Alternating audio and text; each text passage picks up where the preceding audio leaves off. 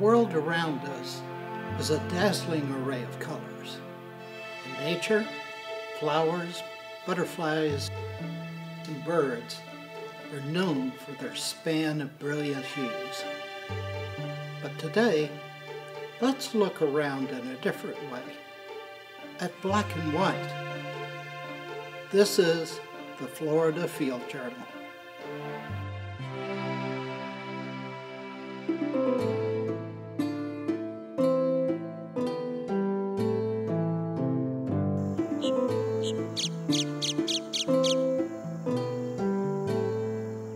This is Ranger. If you ask what color he is, the obvious answer is black and white. But that answer is not so black and white. The problem is the word color and how it relates to what we see. The most obvious characteristic of color is pigment. A painter's palette can contain many different colors, along with black and white paint.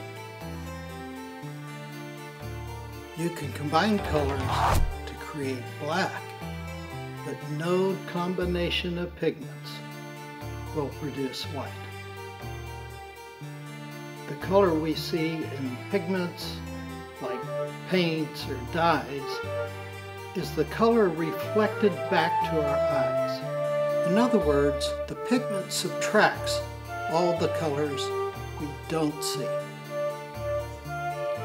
However, if we look at color as light and add all the colors, we get white.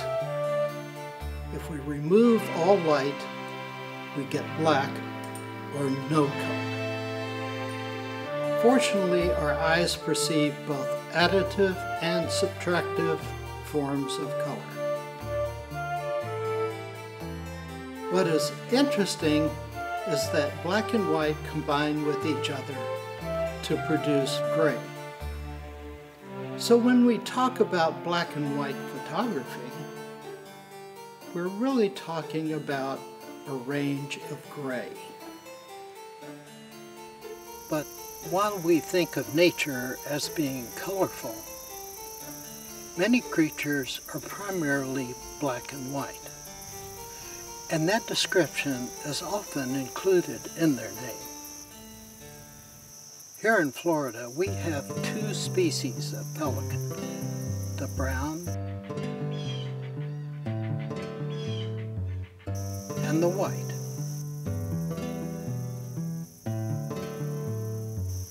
Not only do they have distinctly different appearances, their behaviors are very different. The brown pelicans hunt alone, except when attacking a school of fish, and dive from the air. The white pelicans hunt in a flock, sometimes called a pod or squadron. While swimming, they herd the fish, scoop them up, and then point their bill up before swallowing their meal. Like many white birds, they do have some black feathers on their wings, which can span 9 feet. Florida is also home to the white ibis and its relative, the glossy ibis. They are social birds and sometimes are seen together. The juvenile white ibis is brown and gradually turns white. Like the white pelican, it too has black feathers on its wings that are only seen in flight.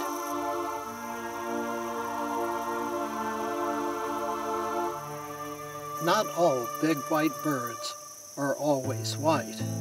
This is a great blue heron, and this is the same species, but a white morph, sometimes called a great white heron, a cross between the blue and white produces a Wouterman's heron.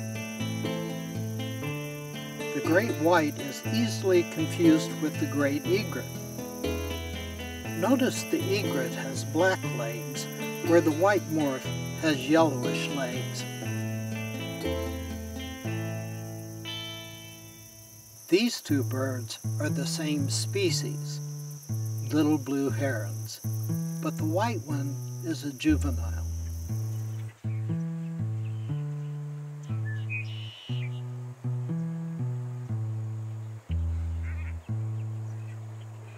Snowy egrets are easily identified by their distinctive yellow feet.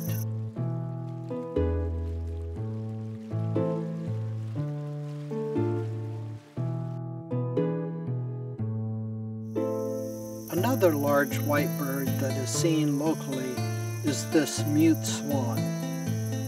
This species is European, and they have established populations in the northern United States, and several can be seen in the Sarasota area. Another big white bird with black wing feathers is the wood stork. This bird was listed as endangered due to loss of habitat, but it has expanded its range northward and is now listed as threatened. Notice it has no feathers on its head. At the other end of the grayscale are vultures, and like the wood storks, they are bald as well. This enables them to keep their heads relatively clean when they scavenge. There are two species to be seen in our skies. The black vulture is pretty much what his name says, black, except for whitish patches underneath the wings. The turkey vulture has all black feathers, but the head is reddish in color. These birds are nature's garbage disposals, maintaining the health of their ecosystems by eating carrion.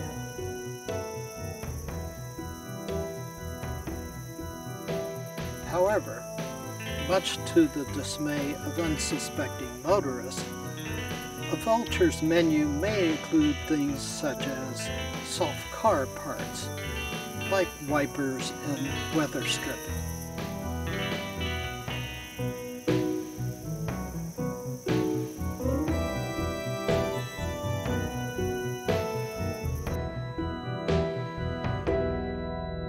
Blackbirds, like vultures, crows, and grackles, are very intelligent and opportunistic. There are two species of crows in Florida, the American crow and the slightly smaller fish crow. They are difficult to tell apart and both live in family groups. Crows have been observed using and even making tools.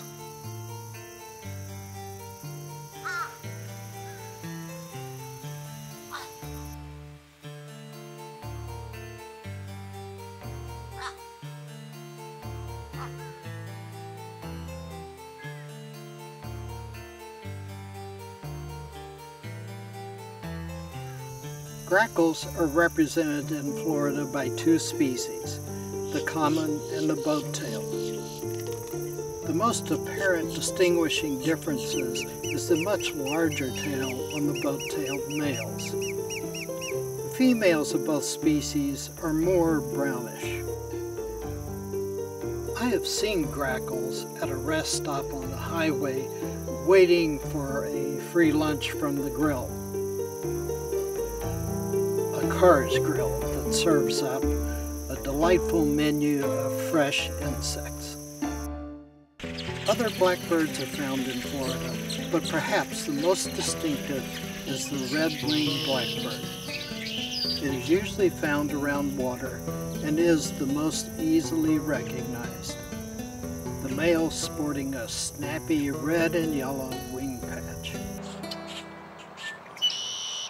Then there are birds that fall into the black and white category. and the one that comes to most people's minds is the penguin. While Florida doesn't have native penguins, these African penguins at the Lowry Park Zoo in Tampa do just fine here.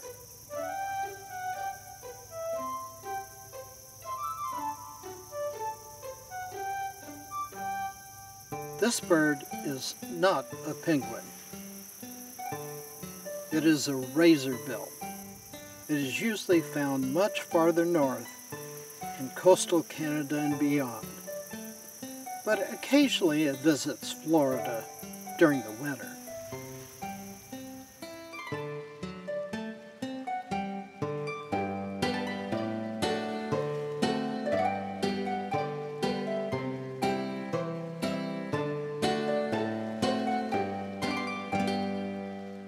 Another striking bird in appearance and flight is the black skimmer.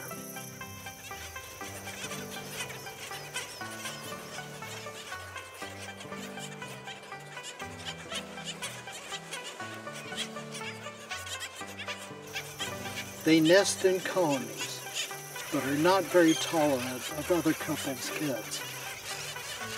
This is the only bird in the United States whose lower bill is longer than the upper.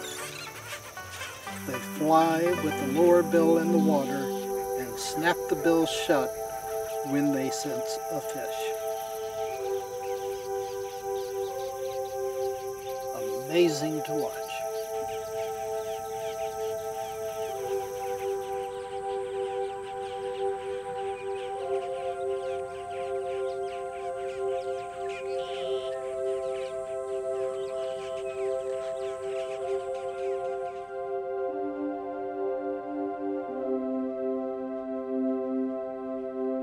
This is the black and white warbler.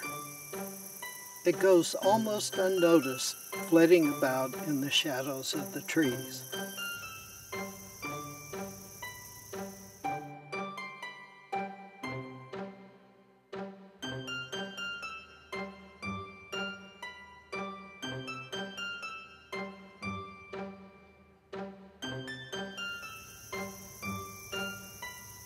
Many woodpeckers are predominantly black and white as well.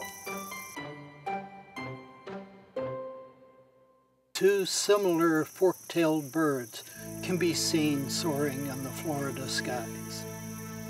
The magnificent Frigatebird has a wingspan that can exceed 6 feet and a distinctive swallow-like forked tail.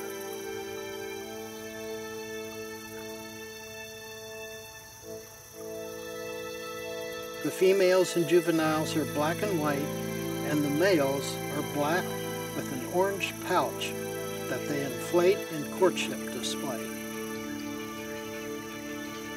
These seabirds have feathers that absorb water, so they hunt from the air, sometimes stealing the catch of other birds.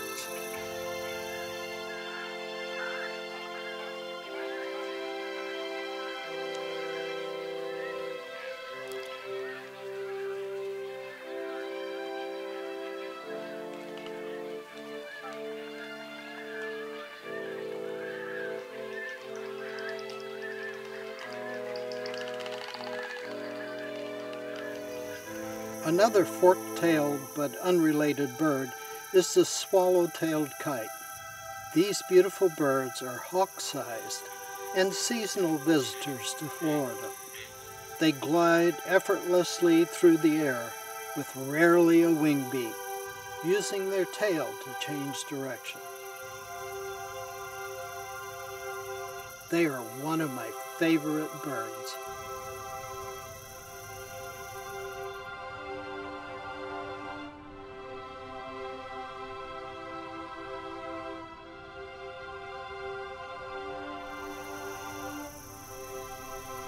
Another kite, similar in size, is the snail kite. The males are bluish-black with a white tail bar.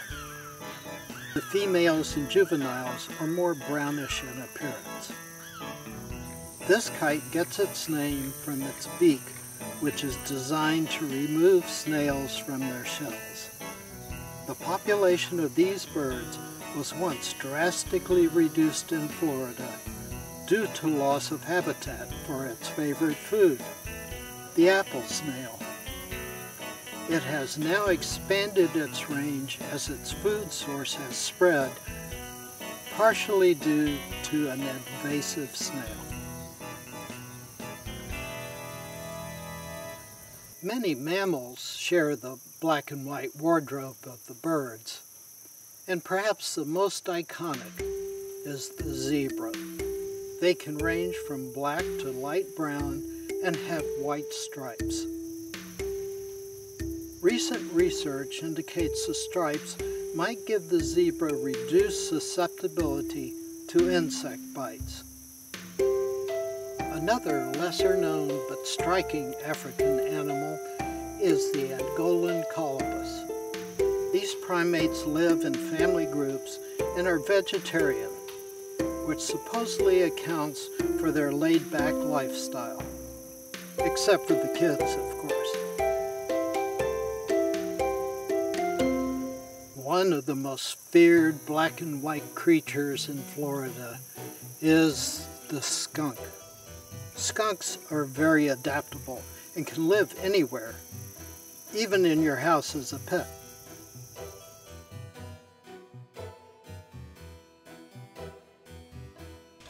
I'm Brenda Hawk, and I'm with the Florida Skunk Rescue. The Skunk Rescue is a bunch of volunteer skunk owners that have come together to fill a need to find homes for pet skunks that have been purchased at pet stores and their owners can no longer keep them for whatever reason. Now, I understand that in most states you just can't go buy a skunk. That's correct. There's only a handful of states where skunks are legal to own as pets. And in Florida you do need a permit to own a pet skunk.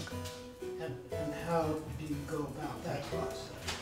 You would get the application on the Florida Fish and Wildlife website.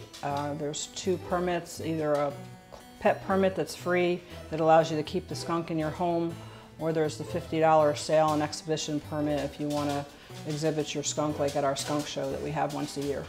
Tell me a little bit about how they exist in the wild. They're called polecats where I come from. But obviously they're not cats. That's correct. In the wild, well, their wild name is Mephitis, which means stink.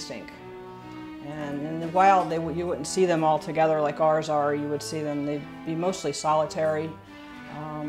They go around digging for grubs and worms and bugs and stuff, and then they would eat the occasional mouse or snake. And a lot of times they'll take refuge in like an abandoned turtle hole or a foxhole or whatever for cover. So it might be good as varmint control in your house. Yeah, yeah. The farmers actually like them because they keep down the rodent population and the bug population. Stay away from the wild ones. Yeah. Yeah. Although the wild ones, you know, they wouldn't hurt you, but and they don't really want to spray unless it's absolutely necessary. They would rather posture and stomp and that kind of thing before they would actually spray you. Now these have been deodorized. Descendant, yes. So these are semi-domesticated. Right. And like with cats and dogs, there's always a need for, I guess, for foster homes or adoption as long as people have the right permit. Right. They'd have to have their permit before they could do that, yes. This is Lily. Lily would be what you would call a swirl skunk because her white goes all the way down her legs. And she has just two stripes, two white stripes and a black stripe. And she is 1 year old. Yeah, they're marked so differently. Yeah, people always colors. Right. People always ask us how we can tell them apart, and you really can by their markings, because every single one of them is marked different. And just watching them in here, I see they have different personalities. Yes, they do. Okay. This is Snoopy. Snoopy is going to be 5 years old. As you can see, he's marked different from Lily. He's got more spots than an actual black stripe, and his little face is a little more pointy.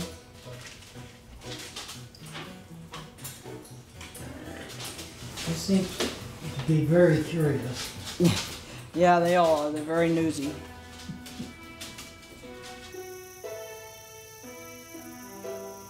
Another feared Florida creature is the black bear.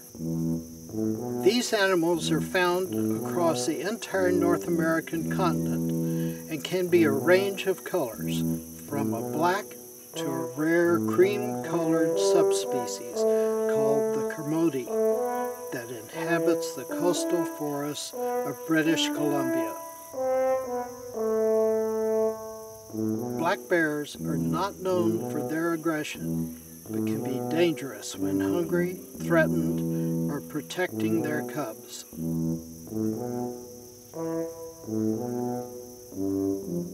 The other white bear is definitely deserving of respect. The polar bear is the largest land carnivore and can stand up to 10 feet tall.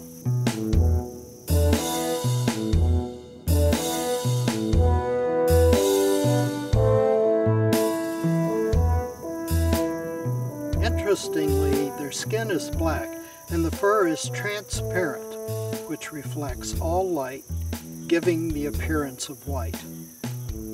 These amazing animals are very threatened by the rapid climate change in the Arctic. They rely on the sea ice to hunt, and the less time the water is frozen, the less time they have to feed.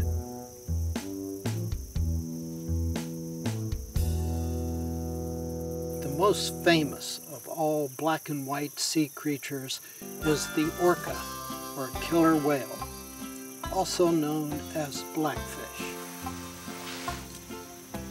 It is a member of the dolphin family and is indeed a killer. There are at least 3 distinct types of orcas: residents, which feed primarily on fish; transients, who are marine mammal specialists; and the offshore orcas in the northern Pacific.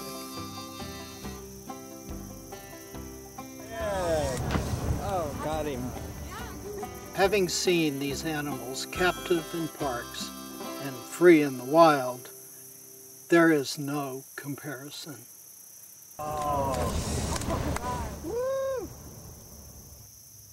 Many more creatures fall into the scope of black and white, but there are 2 more I should mention here. The 2 species of African rhinoceros, the white rhino and the black rhino. The problem is the white rhino isn't white and the black rhino isn't black. Obviously, there was a breakdown in communication somewhere, but the name stuck. The white rhino has a wide, flat mouth and is a grazer, like cattle. The slightly smaller black rhino has a more pointed snout and is a browser, feeding on brush and trees. The black rhino has the reputation of being the more short-tempered of the 2, but you wouldn't want to provoke either one.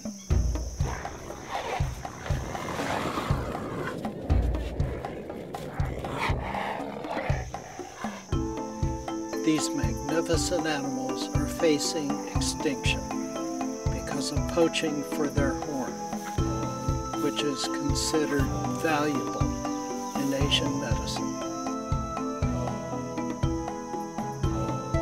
So while everything in life isn't black and white, the creatures that have that distinction are fascinating and provide a diverse and rich spectrum to the color of life.